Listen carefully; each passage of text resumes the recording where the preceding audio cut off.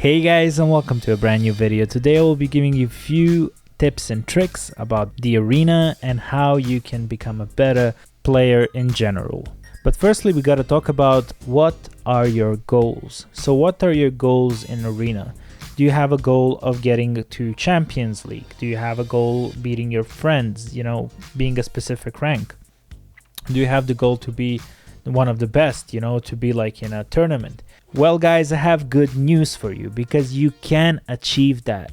The only thing is you have to practice, and also you have to spend time in the game. You have to learn from your mistakes, but don't worry, you can get to any rank you want. The only limit you have is the one that you set for yourself. So I believe in you guys and you guys can do it. The next thing I wanted to talk about is the aesthetics. So first thing that we got to talk about is getting your settings right. So my advice is do not go for the max settings and don't go for like crazy nice looking image, but then you cannot like fight because your screen is staring all over the place. So go for a stable settings, put everything on low, medium. My personal settings, even though I have a pretty good computer, I do not play on high settings. I play mostly on low and then I put some of the settings on high, just because aesthetically it's more pleasing, and also I can like see players from distance or something like that. So that's the thing about the settings. Next thing about the aesthetics I wanted to talk about is, actually you won't believe it, but they say that skins don't matter. They absolutely do matter in arena, because if you have a bright skin or a large skin, you will be more noticeable by the other players. It's just normal, the colors pop out more, you have a glow, so choosing a good skin really matters. I would recommend like choosing a darker type of a skin and also a female type of a skin.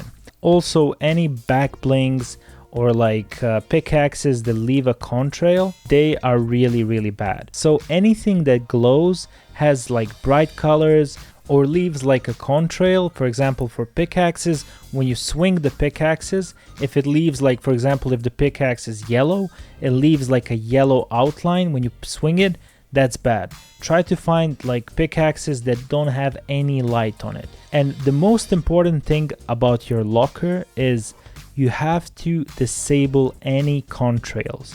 The contrails are really bright, and when you're falling, you can see like your enemy contrails next to you.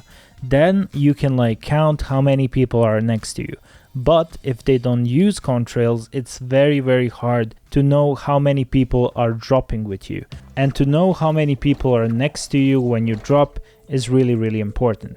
Because mostly if you got killed by a guy that you didn't know dropped with you, it's because you didn't see his contrail or you didn't hear him. Some of the players use very loud gliders to scare the other players. For example, if you have a dragon or some cool like glider, usually some players are going to be actually scared from it because they're like, wow, this dude has a lot of skins, maybe he's a good player, maybe this, maybe that. So my recommendation is use the most silent glider.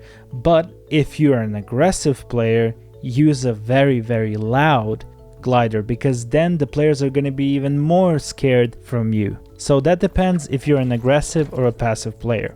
So we talked about the aesthetics. Let's talk about the drops. So where is the best place to drop? And the best place to drop is at your mama's house. I'm joking, of course. Okay, don't be mad. Okay, I'm gonna tell you. My best place to drop is Junk Junction. I know people hate Junk Junction. I love that place. And why? It's because it's not surrounded by multiple places. So it's not in the middle and then you're surrounded from all angles.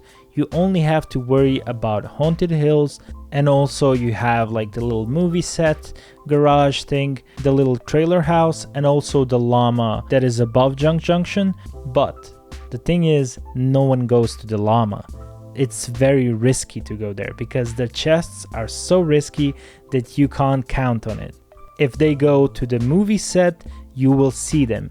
If they go Haunted Hills or the castle on top of it, you will see them, because the boss mostly goes like that. And I know what most of you are probably gonna say, and that's like, chill, why would we go there? Like, the zones are really bad. And you know what? That's not really true, because you do have options. You do have snowboards that you can use to get to the zone. Also, in Junk Junction and the surrounding areas, you have a lot of wood and a lot of metal, so you can have a lot of materials when you go out. Also, there's a lot of kills, because usually you will have like 2 or 3 players come to Junk Junction. So that's my favorite place. Maybe it's not yours, but you gotta learn the weaknesses and the strengths of your place. For example, for Junk Junction, the strength is you will have not so much players, but you will have like maybe easier end game. But the problem is you will have sometimes problem with the zone. The players might steal your snowboard. These are all the consequences you gotta know when you go to a specific place a lot. But you might say, okay, so I go to Junk Junction, where do I drop? So I have 2 spots where I like to drop.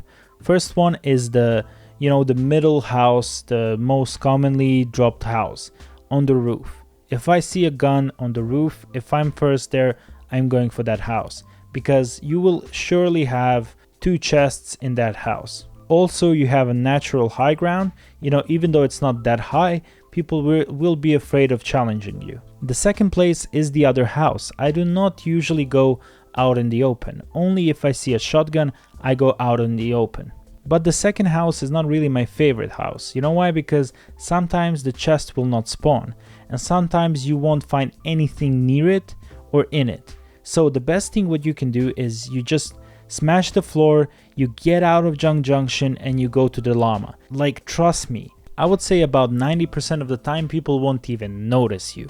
You go to the llama, you get some loot, you get some materials, and then you have a natural high ground in which the players are not gonna rush you. You will have a good high ground. You can try to retake Junk Junction. So that's why I think Junk Junction is one of the best places in the game, because in most of the places, if you don't have a good gun, you cannot run away. And that's why I like Junk Junction, because it's so simple but also so nice. So you gotta know everything about your spot. You gotta know where the chests are, you gotta know where the vending machines are, you gotta know everything in that area. Now, we talked about the mental, the drops, the visuals. Let's talk about the items. Some people don't even know what items to pick up. So the current meta and the best way you can earn points in Arena for Season 10 is you gotta have a rifle. It doesn't have to be like an AR or an AK, whatever. It can be like even the infantry rifle, anything. Secondly, you have to have a shotgun. Shotgun is the most important gun that you have. The shotgun that I recommend, and I think most of pros would recommend, is the combat shotgun. It's really fast, it gives a lot of damage, and it's the best. It's absolutely the best. Another thing about the combat shotgun is, if you have a combat shotgun, and now this is really important, if you have a combat shotgun, you do not need an SMG. The fire rate of the combat shotgun is very high, so you do not need an SMG. Generally, if you have a combat shotgun, you won't even change to another gun. But this rule doesn't apply to every shotgun. My opinion is, if you have any other shotgun, like pump, whatever, especially pump, by the way, you should have an SMG, because most of them are kind of slow. Sometimes I do not carry an SMG when I play with the purple tactical, because it's the second best shotgun. So the next thing you should have in Arena is a heavy sniper. Heavy snipers can help you a lot. When people are boxing, when they're trying to quick peek, they get scared of it. It's a really great gun to have. But sometimes in the end game, you won't even use a sniper. So my advice is, if there's like 30 people left, you don't have the heavy sniper, but you have like a golden normal sniper or like any other, and you see a stink grenade or impulse grenades, trust me, take the stink grenades. They are excellent in the late game. They're excellent to bully players. They're excellent to make the other players also shoot at your enemies who are near you. They are awesome. The next slot we should take shockwave grenade. Shockwave grenades can really help us with the movement, so always prioritize to have shockwave grenades. If you see them, take them. They're really amazing. After that, we will have shields, mini shields, big shields, chug splashes, chug jugs. For me, the best thing to carry is the chug splashes. The chug splashes can save you from a losing battle. So they're really fast, they're really effective. They're the best healing item currently in the game. After that, I would say go for either big shield or minis, but be careful about the slurps, because sometimes the slurps can be really annoying, because a guy can snipe you and you have like 15 HP, and then you drink a slurp, and by the time you want to get to like 50, he's already like pressing you and you're dead. Or they throw a stink grenade and you're dead. And one more thing you gotta carry is jump pads. You gotta carry as much jump pads as you can.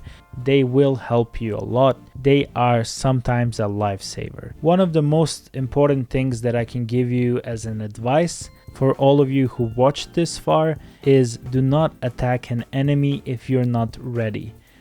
Only attack an enemy if you have shotgun or an SMG that you're comfortable with.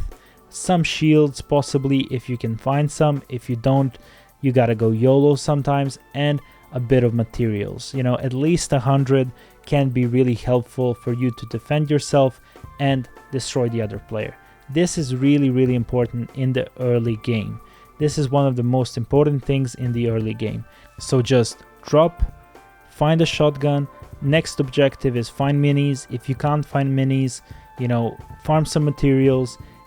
Then after that, see where the enemies are, rush or wait for them, and that's it. So that's my advice to you guys. I also have an extra thing that I learned that I called shit on him, which means simply hide intentionally, triggering offensive nature of human initiative malfunction. This is a tactic in which you have a really aggressive player who attacks you, and then what you have to do is you have to simply run to a house, run somewhere that he can't hear you, occasionally stop, and when he goes in, you go for the headshot. It's a YOLO kind of a thing, but it can really help because the player is going to be so pissed that he can't kill you that he is going to make mistakes. So if you use the tactic shit on him, let me know in the comments because it can really be useful, trust me. I killed so many players like that. It's just simple mind games, dude. Mind games. So this is the first part of this video. I will make another video if you guys like it, and then we can talk about some other aspects of Arena and how you can become a better player. So that's gonna be it for this video. Thank you guys for watching, and I'll see you in the next one. Bye.